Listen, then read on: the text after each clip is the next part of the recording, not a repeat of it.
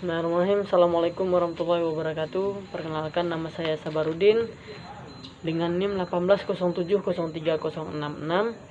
Jadi di sini saya ingin menjawab pertanyaan dari tugas yang telah diberikan oleh dosen pengampu kami, yaitu Bapak Ilham Zulfahmi. Nah, yang pertama itu nomor 1,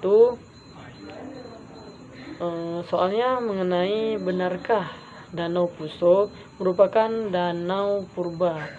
Jadi jika benar, mengapa disebut danau purba? Nah, jawabannya itu benar, karena Danau Puso merupakan danau terbesar di Indonesia setelah Danau Toba di Sumatera Utara dan Danau Singkarak di Sumatera Barat.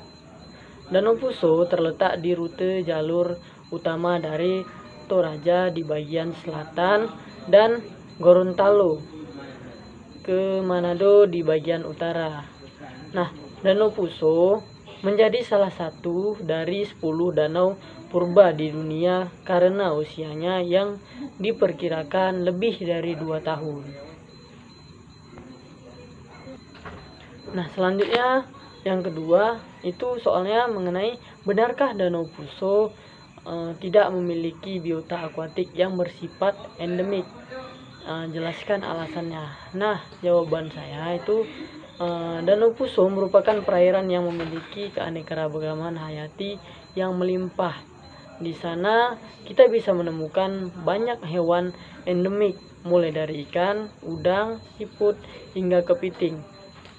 Kurniawan Bajolu penelitian atau telah meneliti dari Institut Monistu menjelaskan beberapa flora dan fauna endemik yang ditemukan di danau tektonik tersebut saat melakukan ekspedisi Puso. Nah, yang nomor 2 ini jawabannya salah, dikarenakan Danau Puso merupakan.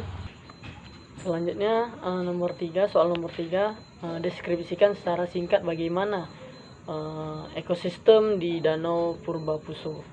Nah, berdasarkan hasil observasi di lapangan diketahui bahwa akhir-akhir ini tekanan ekologis terhadap ekosistem Danau Puso itu semakin besar.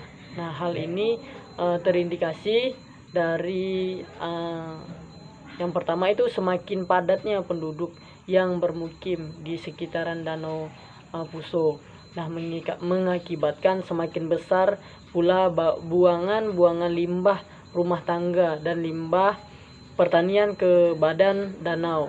Nah, dan hal ini berdampak negatif bagi kelangsungan kehidupan biota di danau ini.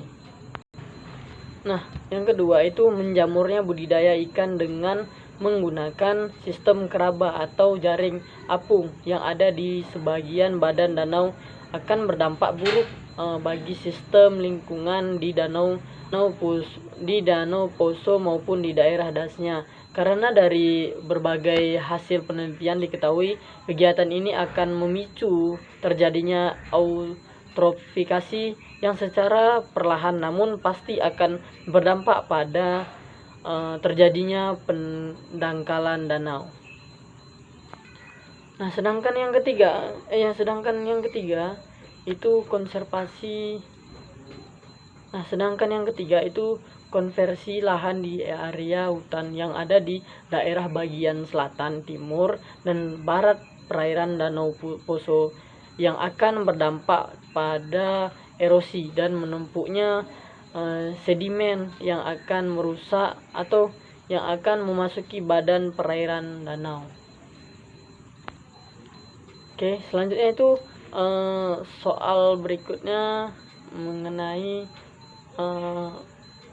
sebutkan beberapa perlakuan yang mengancam kelestarian ikan pada Danau Puso tersebut. Nah, yang pertama itu perlakuan. Nah, pembuatan bendungan untuk pembangkit listrik tenaga air atau PLTA merusak habitat dan ekosistem Danau Puso. Nah, pengeluaran dan perubahan wilayah transisi perairan darat menjadi sawah dan lahan kering dikhawatirkan merusak habitat Danau Poso. Hal itu bisa mengancam kelestarian biota endemik di danau terluas ketiga di Indonesia ini. Nah, soal selanjutnya itu zona litoral. Danau Poso lebih rentan terhadap ancaman dibandingkan zona lainnya. Nah, benarkah? Nah, yang kelima ini jawabannya benar, dikarenakan zona litoral itu berada di wilayah tepian danau dengan kondisi yang produktif dan menjadi habitat penting biota danau. Nah, selanjutnya itu apa strategi konservasi yang Anda tawarkan terhadap Danau Poso? Nah, ini soal yang keenam. Nah, jawabannya yaitu dengan cara pendekatan strategi kebijakan penataan ruang desa yang terintegrasi dengan penatagunaan lahan produksi dan perlindungan DTA secara partisipatif sebagai model tata kelola sumber daya alam yang lebih baik serta berkelanjutan di bentang alam Danau Poso tersebut. Nah, mungkin sekian ini yang dapat saya sampaikan. Lebih dan kurang saya mohon maaf. Saya ucapkan terima kasih dan assalamualaikum warahmatullahi wabarakatuh.